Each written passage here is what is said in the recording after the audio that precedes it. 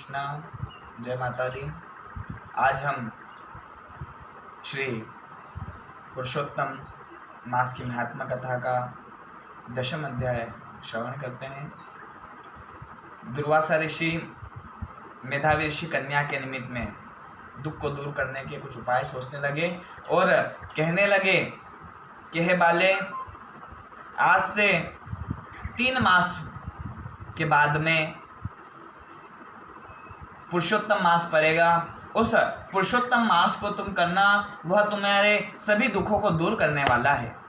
वह सभी मासों से उत्तम है और चैत्र, कार्तिक, माघ आदि वैशाख मास के जो व्रत इत्यादि हैं वह थोड़ा फल देने वाले हैं, पर यह पुरुषोत्तम मास के करने का जो फल है वह इस प्रकार का है कि वह फल कभी क्षीण नहीं होता और उसके कारण वह इस धराधाम पर पुनः व्यक्ति लौट कर नहीं आता और जन्म मृत्यु के बंधन से मुक्त हो जाता है और सामुच्य मुक्ति को वह प्राप्त होता है।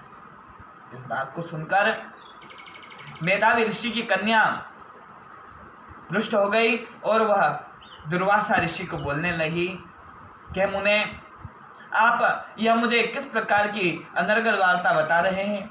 क्या चैत्र, माघ तथा कार्तिक मास इत्यादि इस प्रकार के पुण्यवान मास इस प्रकार के हो गए? हे नाथ, उनके करने का अनेक प्रकार के अनेक पुराणों में अनेक वर्णन मिलता है और आप कहते हैं कि कार्तिक इत्यादि करने से, वैशाख इत्यादि करने से थोड़ा फल प्राप्त होता है। हे नाथ, आपके यह वचन मुझे अहितकर प्रतीत होते हैं। इस बात को सुनकर दुर्वासा मुनि के नेत्र क्रोध की अग्नि से लाल हो पड़े। उन्हें क्रोध आ गया और उनके मस्तक पर जो तेज रहता है वह ज्वालाओं के समान क्रोध के कारण उत्पन्न हुआ और वह उसे मेधावी ऋषि की कन्या जानकर, अपनी मित्र की कन्या जानकर अपने क्रोध को शांत करते हुए मन में विचार करते हैं कि यह मेरे मित्र की बालिका है और यह दुख के कारण मूढ़मती हो गई है। इसे समझ में नहीं आ रहा है कि यह मुझसे क्या कह रही है। अन्यथा यह पुरुषोत्तम के बारे में जानती, पुरुषोत्तम मास के बारे में जानती तो यह इस प्रकार का कथन नहीं कहती। वह उस बाला को कहते हैं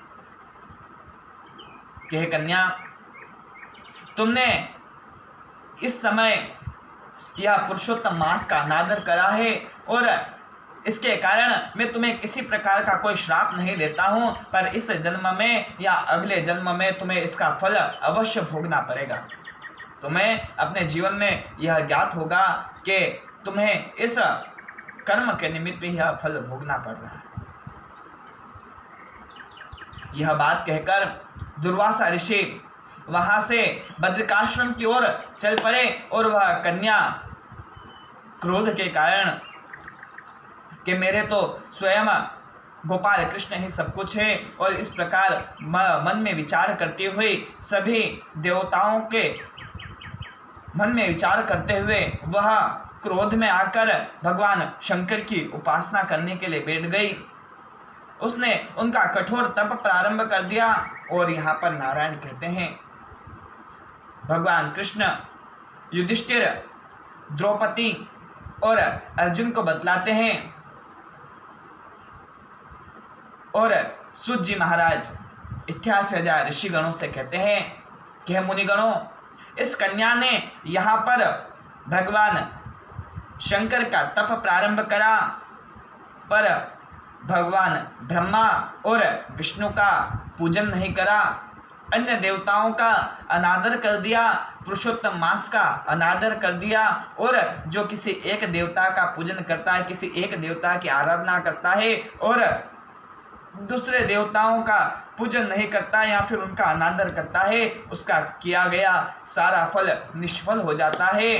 और यहाँ पर आज श्री पुरुषोत्तम मास की महात्मा कथा का 10वां अध्याय विश्राम लेता है। जय श्री कृष्णा, जय माता दी। तस्य श्री जगदम्बा अर्पणमस्तु।